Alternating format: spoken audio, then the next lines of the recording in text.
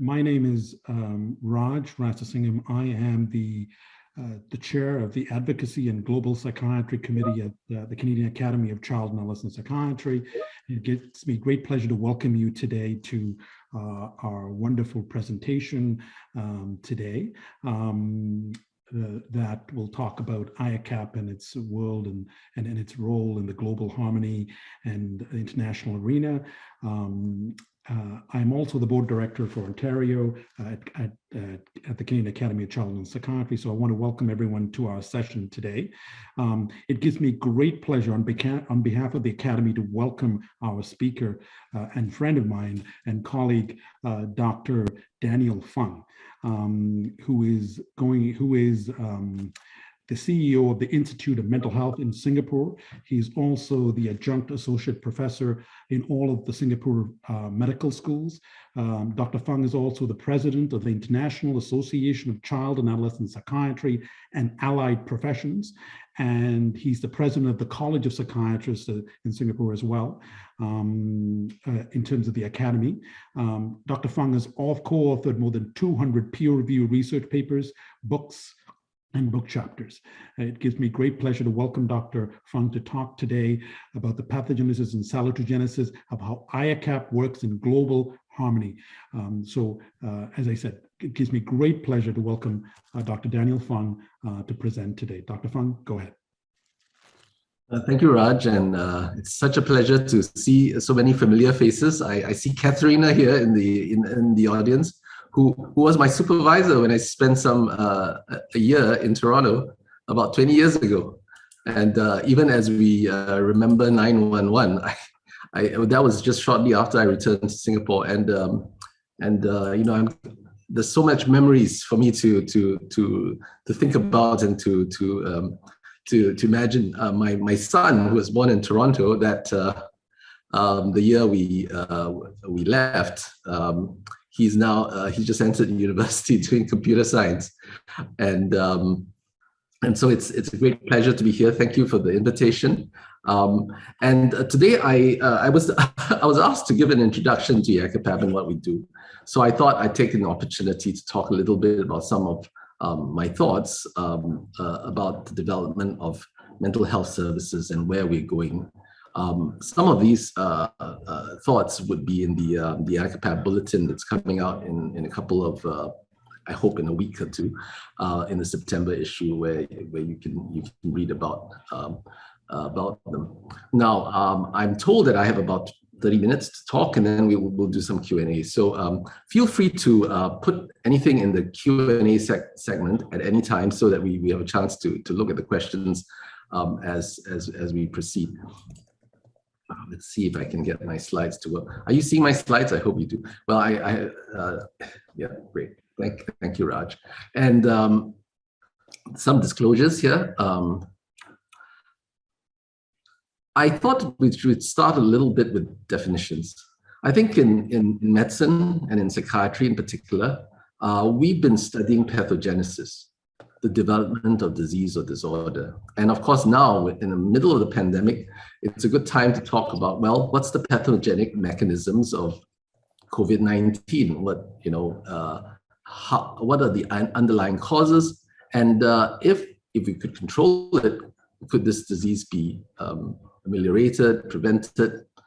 So for COVID-19, well, there was a joint WHO China study that was completed recently in the beginning of the year, where if you read the document, it talks about how the possible zoonotic host are bats, and intermediate hosts could be pangolins and civet cats, and how it creates this cytokine storm that is the syndrome of COVID-19 infection of the lungs.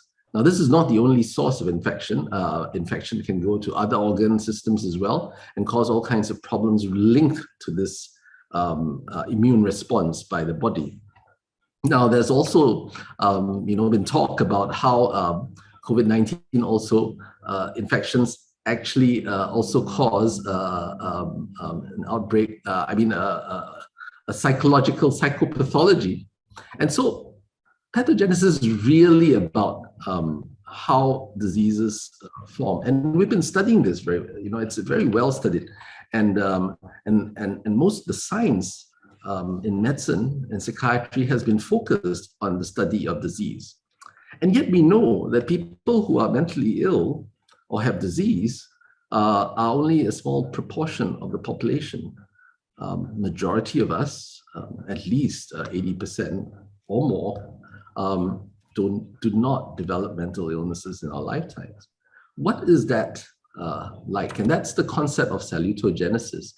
What are the origins of health? Have we studied this? Now, many years ago, Aaron Antonovsky talks about salutogenesis.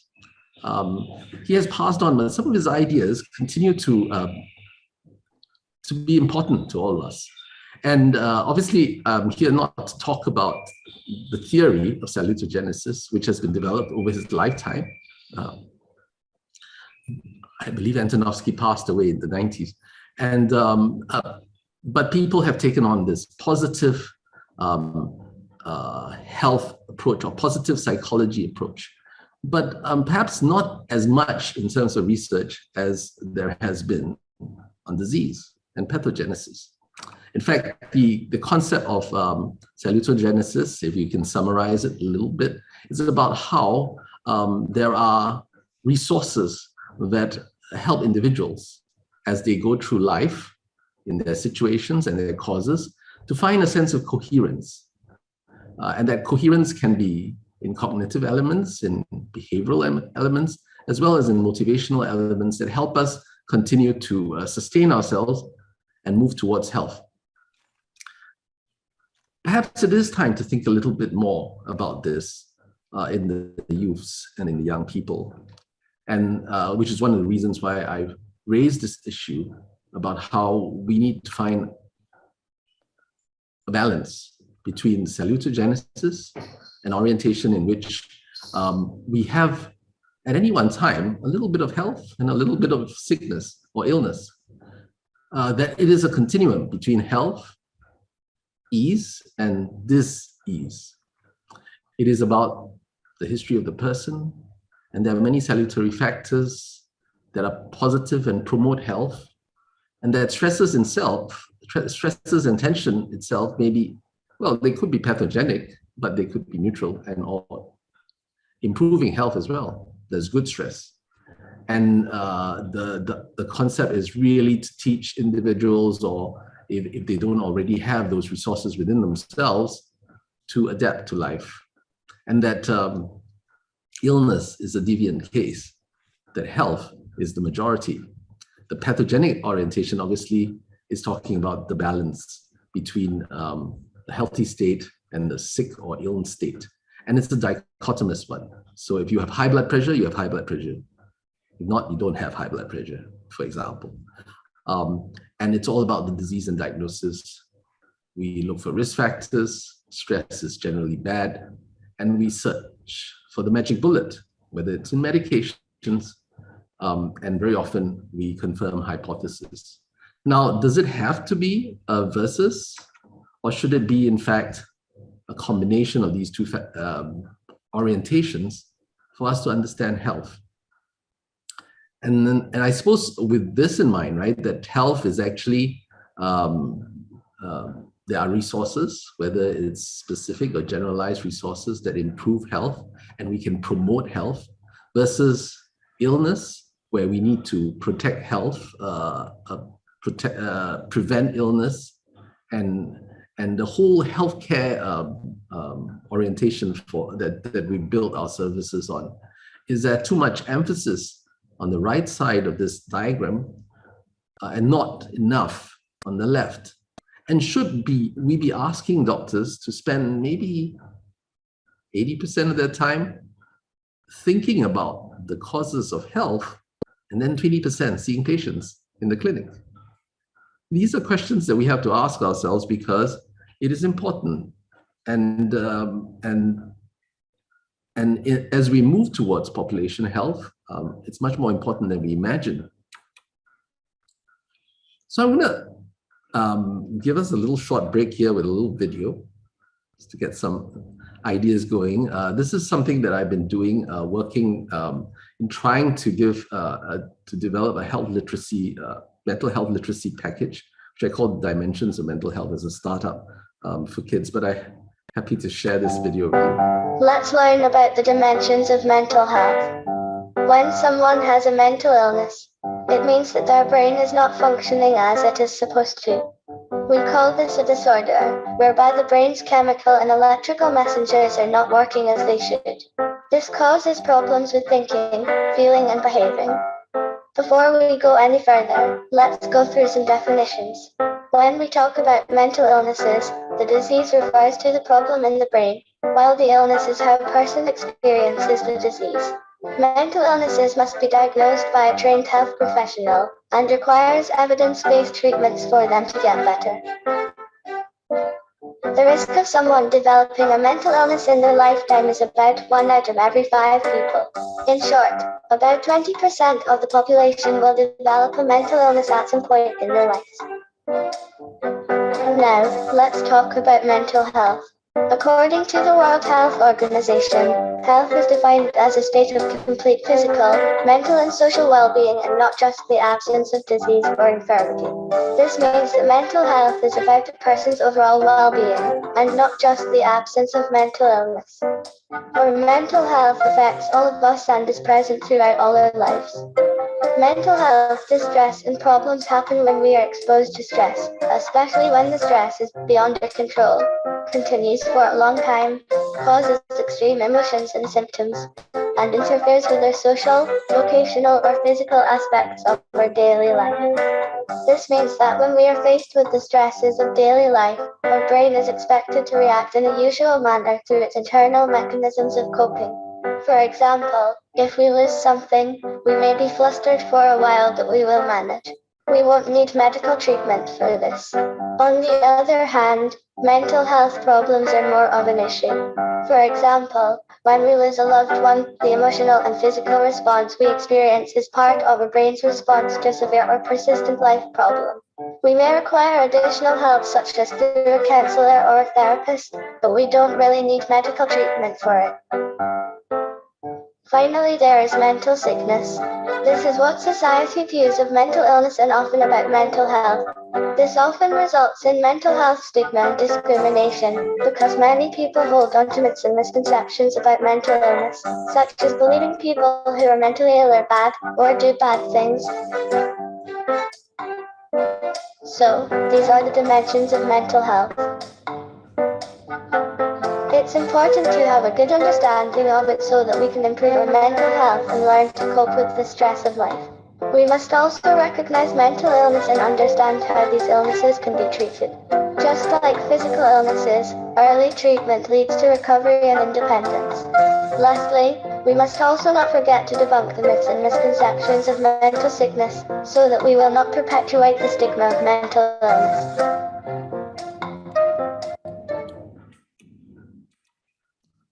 Okay, so now that you understood the dimensions, I thought it would be then useful to then think about how do we manage all these 3 dimensions together? Mental illness, how much of the population will have one in their lifetime? In Singapore, we've done a mental health large-scale epidemiological study in adults. The last one was done in 2016. The first was in 2010. And the rate of illness with a lifetime risk is something like 1 in 7, which is about 13.9%. Globally, it's 20%. Australia has an extremely high rate, but it depends on the kind of test, the kinds of study instruments you use. But it doesn't occur in the majority of the population. Mental health, as you've heard, is something that all of us have to deal with. And then there's stigma, which is always the hidden side of this pyramid. Now, a lot of us in the mental health services do not focus on the population. But you know that the population mental health is affected when stress is increasing. For example, in this pandemic, there's all kinds of stress both from an economic front, in terms of relationships, the fact that physical isolation and distancing affects that. And so there are some impact on the population. And very often, governments and policymakers turn to mental health professionals, even though we are more on the left side of this pyramid. At the same time, we need to support patients. Now, why am I talking about all of this? How does this relate to IACAPAP? Well, IACAPAP has two main aims, two main objectives in its constitution. The first is really to promote child and adolescent psychiatry. And the focus, obviously, in psychiatry at least, is on mental illness. In fact, if I go through the objective statements that are in our constitution, it talks of 4, which are all related to development of child and adolescent psychiatry and allied professions. The training of mental health professionals, promoting evidence-based practice, at least the evidence-based practice on illness, treatments, collaborate, co-create across regions, disciplines, and professionals on the science, the education, and the clinical services, and promote culturally acceptable, affordable, and accessible mental health services. What about mental health for the population? Well, there's a statement. It's actually the second objective of IACAPAP, to promote the mental health and development of children and adolescents. And I can only find one statement that's linked to that: support organizations devoted to promoting the mental health of children and adolescents. These are different things, and yet they're put together. These are the 5 statements that are in our constitution. So how are we developing this, and what's our emphasis today? I think for patients, hospital care is what I call crisis care. When there is a problem, they go to clinics and hospitals. What we haven't done enough, obviously, is what I call mental health gap training. In the health professional arena, do pediatricians, other healthcare professionals, are they able to deal with mental health issues? Mild depression and anxiety, do they all have to be sent to mental health professionals? And then, so this is a resource issue. And then finally, for the population itself, between the patients and population, is mental health literacy. Do we have a sophisticated training program for mental health literacy that can reach all the students and more, the adult working population and even the elderly? What are the challenges for IACAPAP? Well, there are a few. Some of you may not have heard of IACAPAP. There's 19 of you in the participant who are participating at this moment. I don't know whether all of you have heard, but it's not something that we communicate enough. We are not really financially sustainable because we can't sustain ourselves. If we don't have our income for the next year, we won't be able to run properly. And we don't really have a dedicated staff until about 2 years back. What are the opportunities of these concerns? Well, we have a chance to advocate because we are an NGO affiliated to WHO. We probably need to develop a business model that works, that allows us to be sustainable. And we probably want to develop our organization. I thought I'd spend a little time talking about advocacy. Advocacy means action to create change. A lot of times we assume advocacy is, well, just someone speaking for themselves, whether you speak for yourself or for others. But you also can advocate for society and social change. Now, very often, this is what people think about advocacy: campaigning and lobbying.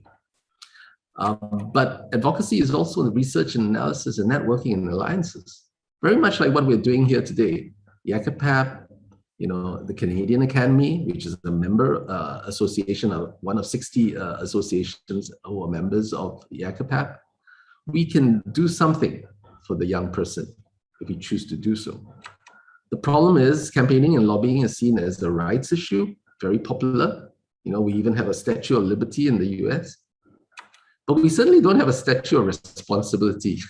Someone has once proposed that they should build one in the West Coast, just like the Statue of Liberty sits at the East. Because research and analysis and networking alliances is our responsibility when we advocate. So I think it's important to think about that. So between the careers, the challenges and opportunities that IACAPAP has, these are our value, vision, mission, strategy, and plan statement. The vision is a world in which all children grow up healthy, emotionally as well as physically, and realize their potential to contribute to their society. And that, as I said, that there are two objectives: promote child and adolescent psychiatry and allied professions, and promote mental health and development of children and adolescents. Now, how can we do this? Let's unpack a little bit of some of the plans that we hope to do.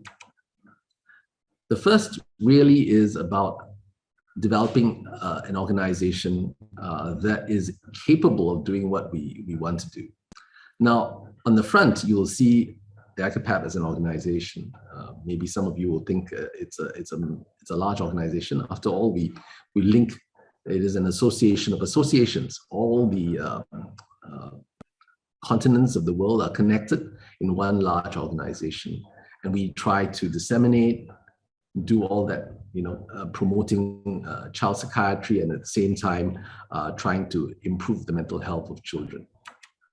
But that's really on the surface. What gets any organization to work really is about its people, the knowledge base that it works from, and the leadership. And that's what we call organizational health. And for IACAPAP, it needs to probably renew some of this, think of the latest ways to develop these communities of practice, because we have so many associations, and really turn the learning into action. How can we do this? Well, the first, I suppose, is to connect people. The regions in the world that have the largest needs for mental health of children and adolescents actually have the fewest members. The large associations, Canadian Academy is one of them, will need to be able to support this. And we need to find ways to fund development of services, professionals, and resources in these communities. We have two programs in the IACAPAP that does this. One is the Helmut Remschmidt Research Fellowship, where we try to encourage research in lower middle income countries who have few trained resources, human resources. And then at every Congress, there is the Donald J. Cohen Fellowship, where we teach leadership skills, clinical networking, developing alliances. All these programs are not one-off events, they're actually continuous. So for example, many of the fellows actually keep in touch on social media and other forms of online support. So we need to build leadership across the world. The second really is, how do we democratize knowledge? How do we share it so that knowledge is not only in the in countries that can afford good libraries, but that there is a freely available online resource for people to get information. IACAPAP tries to do this. We have a website. We've just signed a new contract with one of the PCOs to develop a very interactive website, even more interactive than the current one. And that's a promise to you, so that we can get information out there that's freely available. We have social media. We just started, I believe, last year, our Instagram account, but we've got accounts in Facebook and Twitter. And we probably have to go more into this. For example, TikTok. They actually, TikTok has been used for mental health literacy. If you care to look at it, it's not just a site for young people to post videos.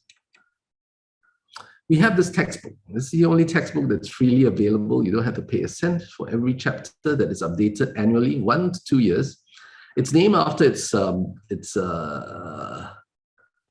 the original from which the psychiatrist from which the original idea emanated, Joseph Ray, and it has it has contributions from all over the world, It is now into 11 or 12 translation, and it's an ongoing iterative process. It's a textbook that has, when it first came out in 2012 and today, it is really very different because it's updated all the time. And Andres Martin is leading most of the work now, as Joseph is trying to take a back seat. We also have our monographs for every IACAPAP Congress, and that's given freely if you participate in the Congress. The next one is in Dubai. I'll tell you more about that in a moment. And then we also have our bulletin that comes out every 3 months. The next one is due this month. We also have a MOOC. It's a massive online open course. All of this is free, right? You can sign up. This usually starts in the middle of the year. But if you don't sign up for the course, if you don't need the certificate, it's actually available all year round. At least the YouTube videos and the materials, which is linked to the textbook. We, of course, have our online open access journal, the Child and Adolescent Psychiatry and Mental Health, which we try very much to make it an open access journal that is available to low income countries by making it, you can apply for a grant that covers the cost of publishing. And then we have our preprint archive.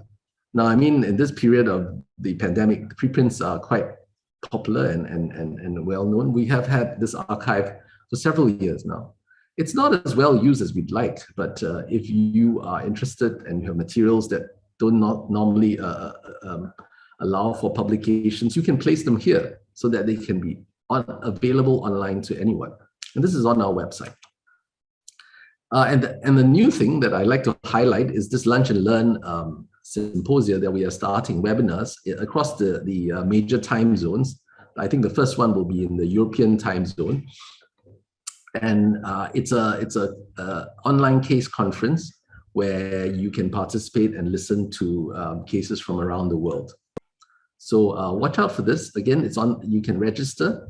I believe that we're very close to the limit that our webinar numbers can hold. But I've said, maybe we should continue to open for registration. I believe about 500 people are already registered in the most. I think the first Lunch and Learn will be coming up very soon. But you can always go and have a look in our website. So I encourage you to do that because the website is the way that we can connect with the world. And then, of course, our people. We've to get a business model going, we need to make enough money, revenue that will sustain us in all our year-to-year activities. Fortunately, we have, and I would like to acknowledge some companies that have given their services pro bono. This MLL is a Swiss legal law firm that has provided pro bono legal services to IACAPAP, and Media Outreach is a news wire that has agreed to help us to spread the message that we're having. And of course, the number of child and adolescent mental health professionals, not just psychiatrists, who have come forward to give up their time. That's also very important.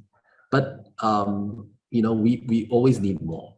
In the center of this picture is Sue Wong. She's from Malaysia. She's our first administrator that we have basically given her a permanent job to look after the administrative side of the house. And this is something new that we've done that we've never had. For most of the years preceding, I think the IACAPAP president and the bureau and the executive rely on the president's secretary, I think, to look after matters. So we now have someone professional to do this.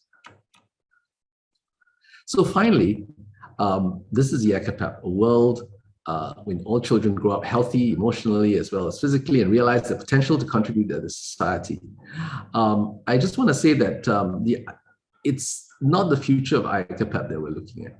It's the IACAPAP of the future that we're looking at. And I want to use a metaphor that Antonovsky and some of his other salutogenesis researchers like Lindström and in Finland has been talking about, this metaphor of the river of life and what it means. To think a little bit about what IACAPAP should do. Well, first, if you've not already understood this, we need to go upstream. And in all rivers, there is an upstream. If you follow the Nile, upstream is about 4 countries away from Egypt, up a hill, and that's where sources of rivers are. And we need to think about that. Where is the source of the river of life? Is it in health promotion, education, in prevention, in protecting the young?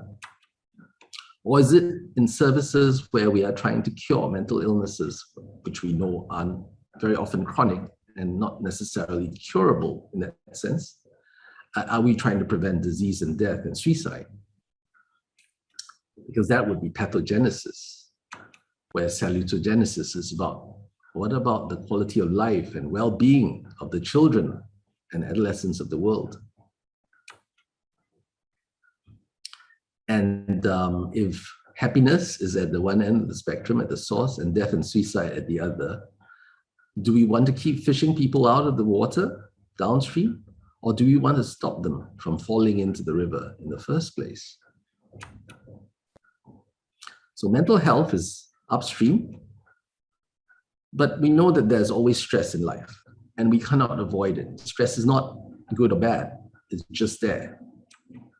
But we as psychiatrists and mental health professionals tend to build bridges across the river, put up fences, create safety nets, because downstream is dangerous. There are rapids, waterfalls that lead to death. But people still fall ill. So what we really need to think about is perhaps teach the children to swim, and at the same time, think about how to get them to their state of well-being, about health as a concept. That's our ultimate goal. IACAPAP is a tree, and so is the Canadian Academy of Child Adolescent Psychiatry. And there's the mountain there, the River of Life, which, by the way, in our healthcare cluster that our hospital is part of, is our goal to try and move upstream. But I think the goal really is about promoting mental health and preventing mental illness. And there's a need to do this together. Many of the trees are downstream, but we have to find our way to the source. And that really is IACAPAP of the future. Some concluding remarks. First, I think we need to think about research, not just in illness. We need data on wellness. And we still obviously need to study pathogenesis. It is not just about studying salutogenesis. It's together, right? Salutogenesis and pathogenesis. Then we need to translate it into policy and evaluate programs. Is there a new way to understand populations and relationships? Is it only by the randomized controlled trial, our go-to gold standard? Or is there, in fact, a better way to study cohorts with big data? The promise of big data has been a long time going, and I hope that it will get better. It seems to be, and I think there needs to be more in this area. The second, of course, is that if resources are just about developing mental health professionals, every part of the world will suffer from that lack. We need to think about competencies rather than persons. Can we teach competencies both to the professional groups as well as to the lay public so that they are able to take care of themselves? And there may be a need to focus on that community spirit that is common, and that we as clinicians merely act as coaches. And finally, we need to create more awareness and a political willingness to look after children, because the stigma of mental illness is even more pronounced in the young. And the values against children that they belong to their parents, they don't have any rights or very limited ones, should be debunked. And obviously, I think we have to be careful about medicalizing what are obviously social issues. So simple remarks, hopefully we can get some discussions going. I just want to remind you that we have a conference that has been pushed back to December because we hope very much that this will be a hybrid conference. And I think in the future, all conferences will be like this. You'll have the ability to join in if you are from other parts of the world that you cannot travel. But when you can travel, let's hope and meet. I was telling Raj earlier how I miss holding someone's hand and shaking it or giving someone a hug. And I hope to do that in December 2020 in Dubai. Finally, thank you. You can contact me at this email address. And this is just the exco of IACAPAP. We are very diverse, both in gender as well as in ethnicity. And we look forward to any one of you who's interested in the work of IACAPAP to join us in our journey. So thank you very much.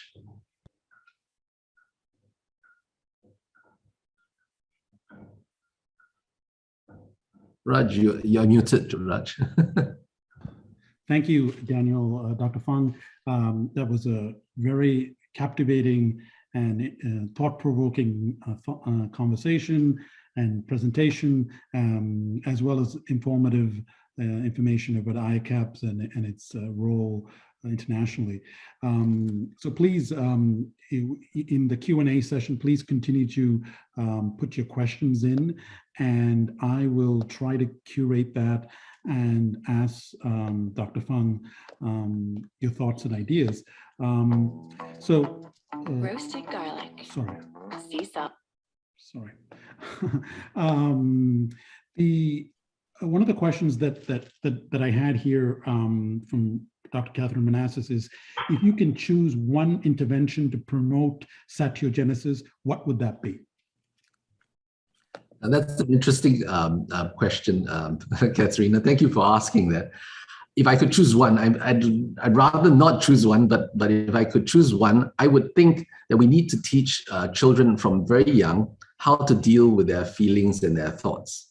I think that is a very powerful training that we should incorporate in schools. And I know Katharina is very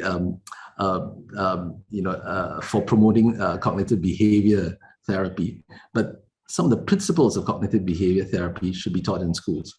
And we don't do enough of this. We need to think about creating curriculum now that is around self-management and improving self-esteem. So I believe that that's an important first step.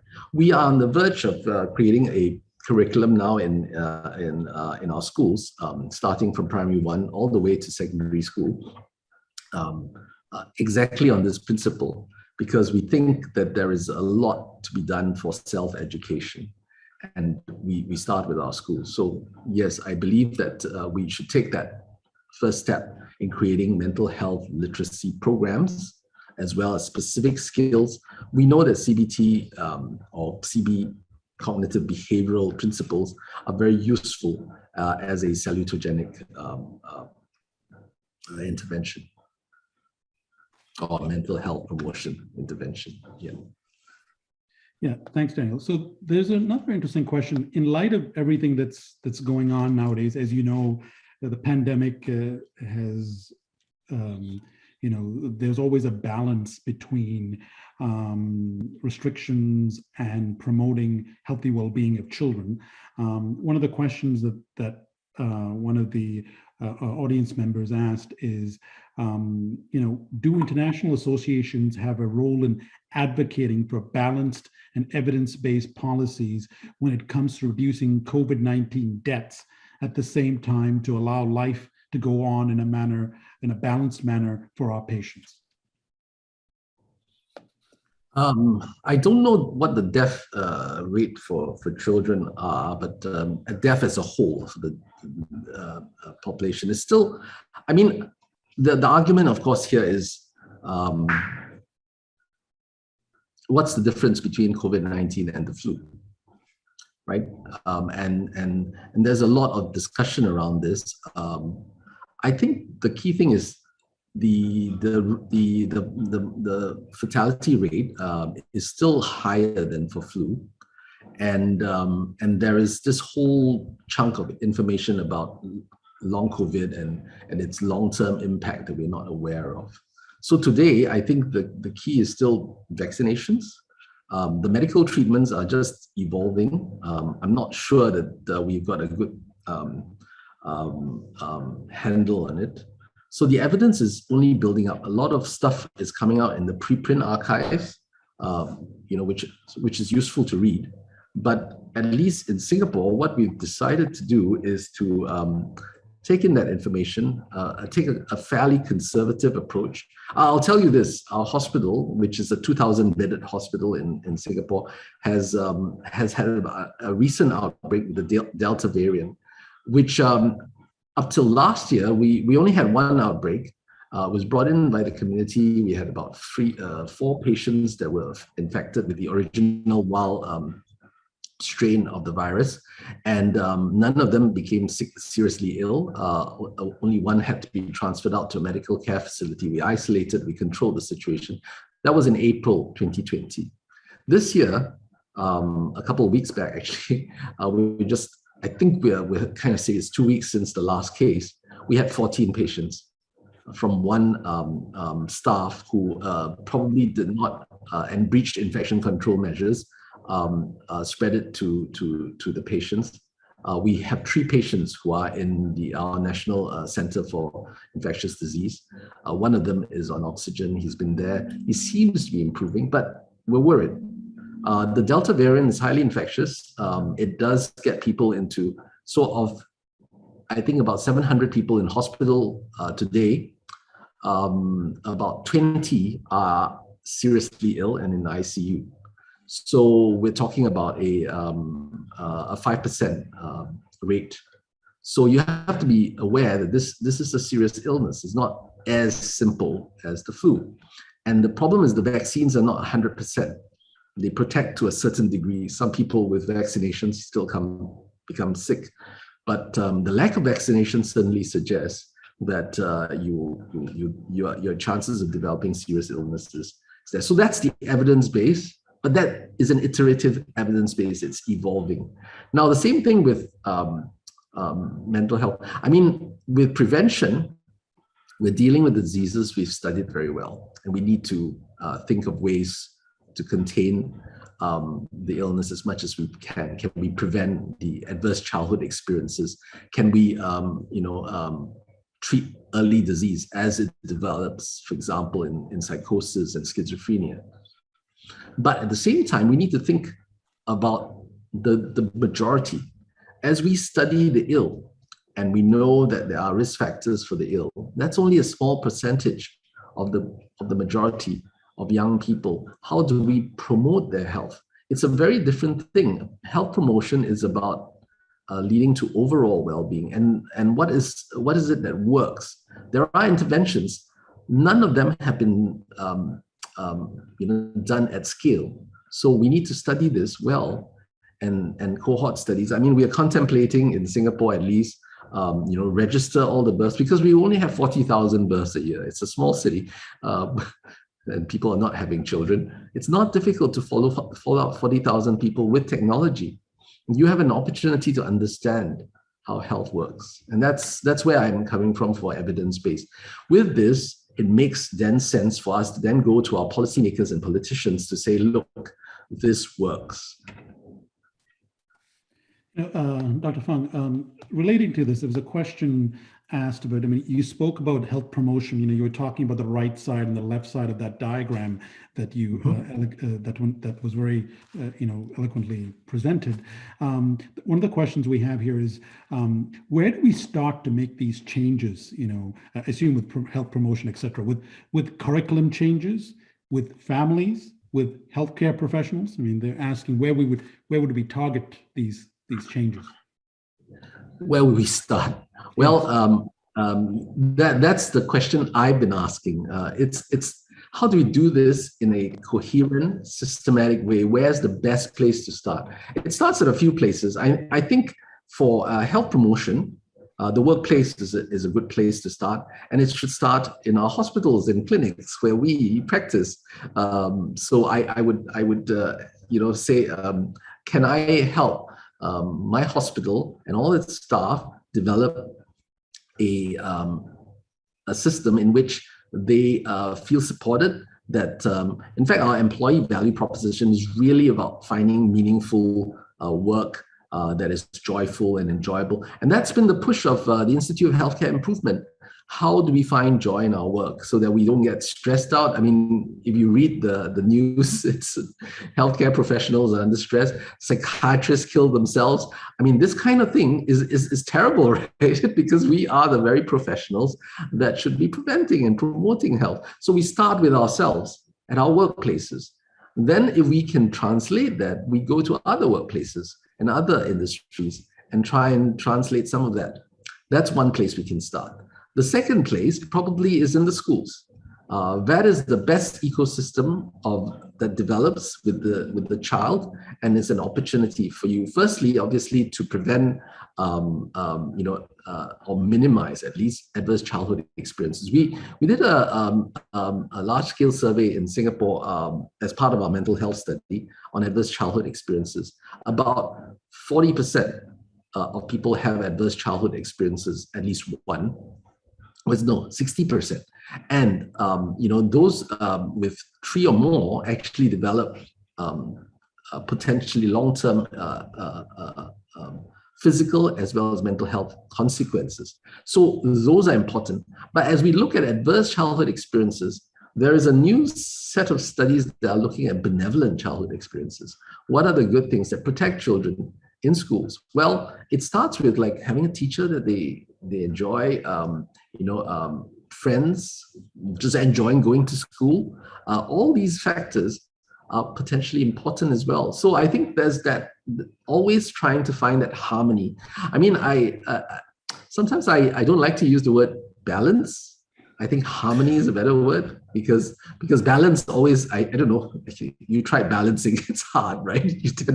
You're on the verge of toppling over. But harmony, that's what we're trying to do, create that harmony in our society. So start with schools and then move from there. So those two are my sort of current thinking in terms of preferred starting points.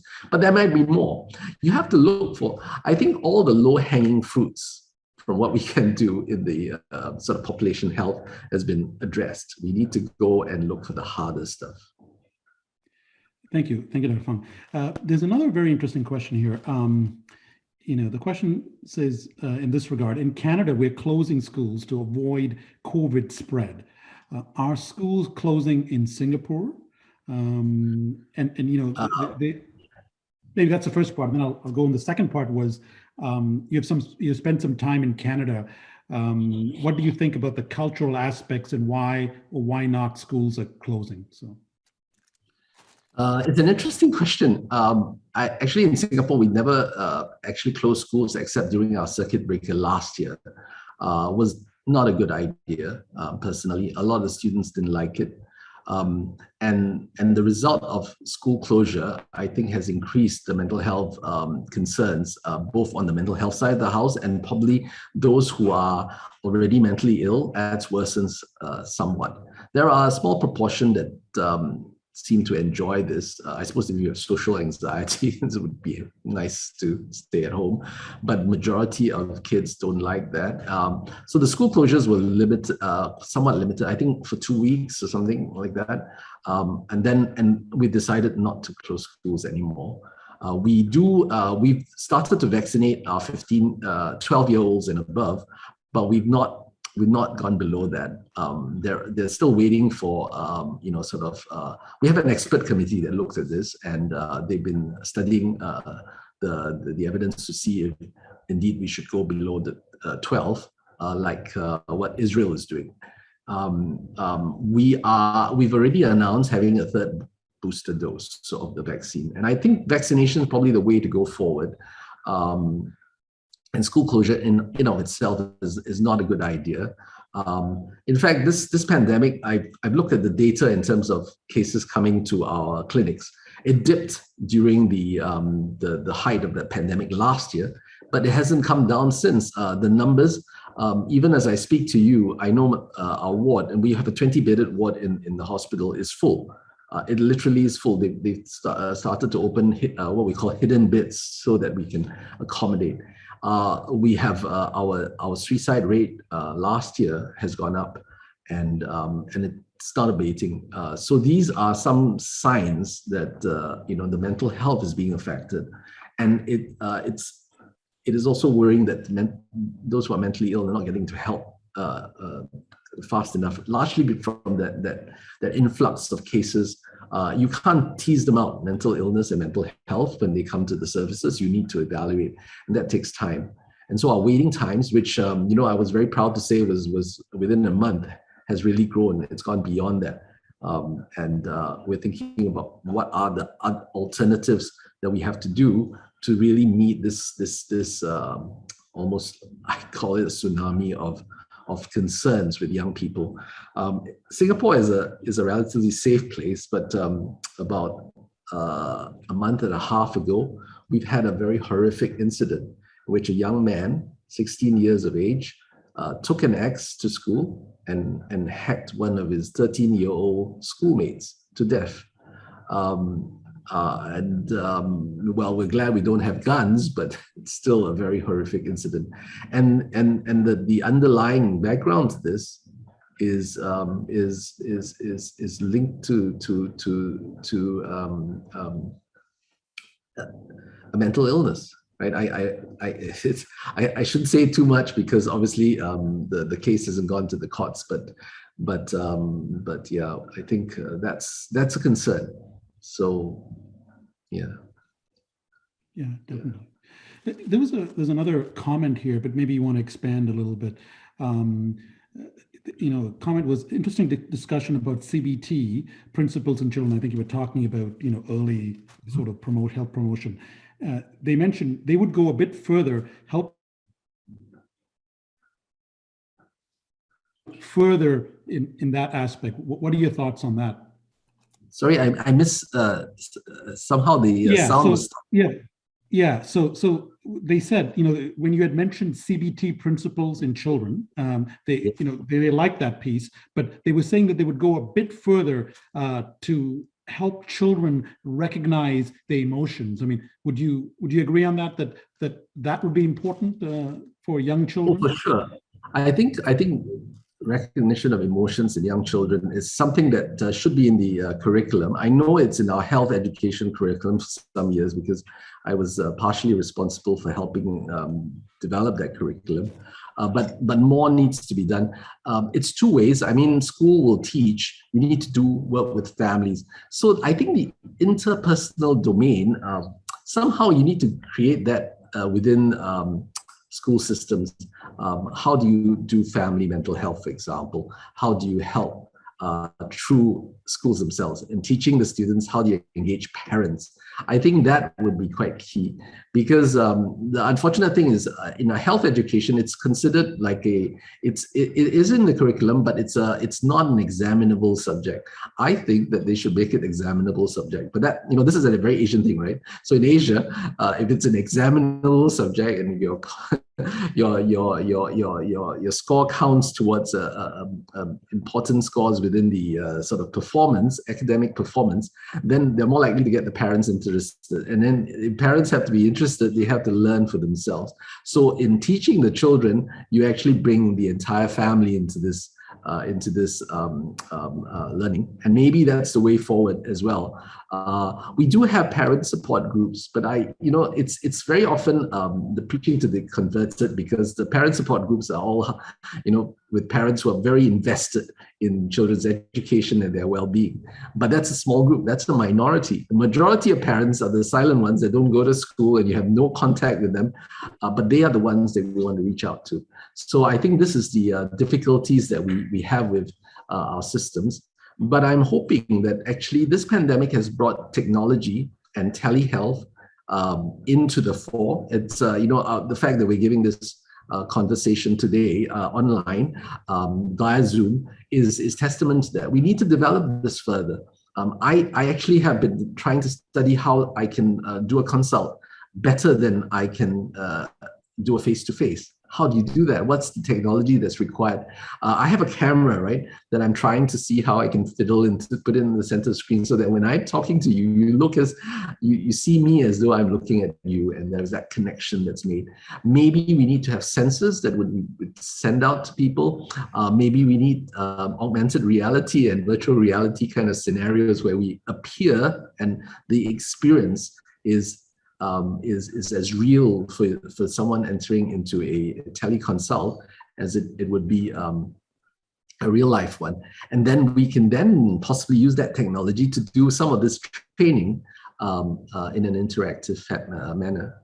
Because I think, like, for example, today, our conversation, it's great, but I can't see the questions.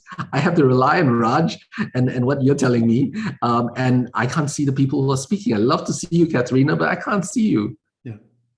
No, definitely. I know we spoke about that, the whole piece about, you spoke earlier about networking and importance of advocacy and moving child psychiatry issues move forward.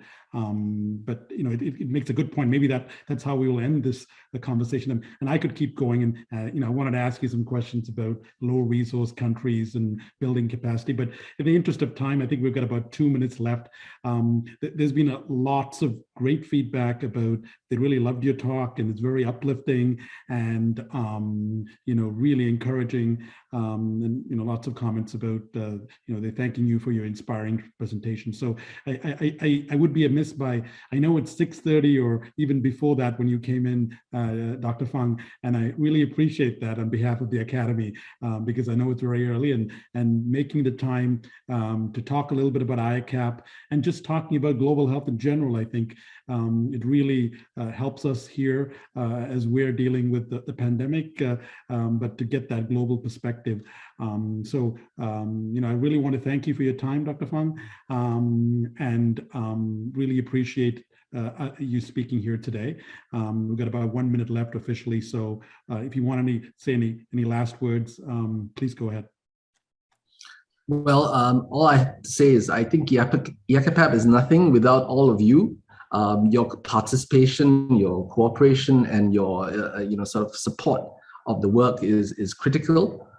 You know, and feel free to contact us if you have ideas and thoughts, and we'll try to push things on. One of the latest things that we are thinking about is having a child and adolescent mental health day, and so that would be something that we're kind of excited about. But we're going through the process of trying to choose a day. We're having arguments about which is the best day, but maybe that's way we could. That's one way that we can go and advocate for child and adolescent well-being, both the promotion side of the house as well as for the treatment of mental illnesses in children and adolescents. So thank you so much for having me. Thank you, Daniel. And I thank everyone for attending. Take care. Appreciate it. Thank you. Bye. Bye-bye.